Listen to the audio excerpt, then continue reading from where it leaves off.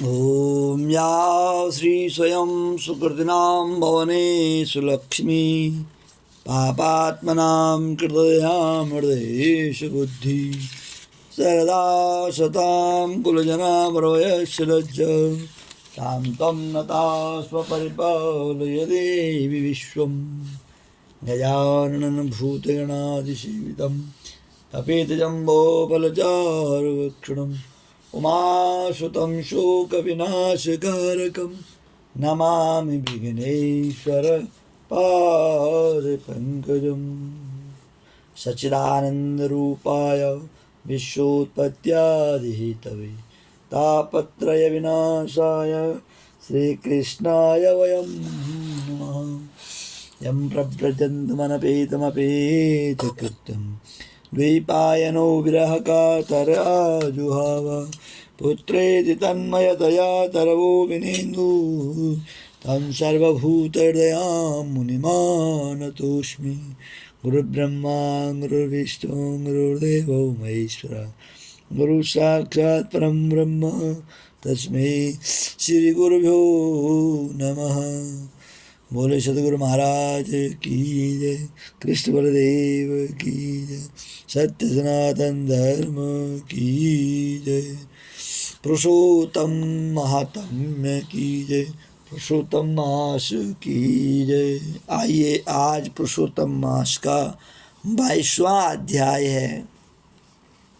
राजा बोले, हे तपोधन पुरुषोत्तम की व्रत करने वाले को क्या भोजन करना चाहिए, क्या नहीं करना चाहिए, सब नियम पूर्वक विस्तार से कहिए। वाल्मीकि ऋषि बोले, हे राजन, पुरुषोत्तम मास के जो नियम कहे गए हैं वह सब नियम मैं संक्षिप्त में कहता हूँ, आप सुने। पवित्र होकर पुरुषोत्तम मास में गेहूँ, चावल, मूंग, जौ, तिल, मटर, अदरक, साग, ककड़ी, आम, केला, सेंधा, नमक, दही, घी, मक्खन, हरद, पीपल, मिश्री, जीरा, सौंठ, इमली, इलायची, सुपारी, आंवला लेना चाहिए तथा बिना तेल के पकाए हुए या सब भोजन कहे गए हैं। बिना तेल के पकाना है। सब तरह के आमिष तथा मांस आदि बेर, नाराई, नशे वाले पदार्थ, दाल, तिलों का तेल, लोहे से दूषित, भाव से दूषित, क्रिया से दूषित, शब्द से दूषित ऐसे अन्नों का त्याग करें। पुरुषोत्तम मास में देव, वेद, ब्राह्मण, गुरु, गौ, व्रत करने वाले स्त्री, राजा, महात्माओं की निंदा न करें।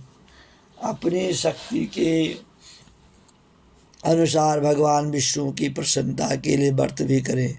वाल्मीकि ऋषि कहते हैं, ये राजन, व्रत करने वाला कार्तिक अथवा माघ मास में भी इन नियमों का पालन करें, अन्यथा नियम के बिना व्रती मनुष्य व्रत के फल को प्राप्त नहीं होता।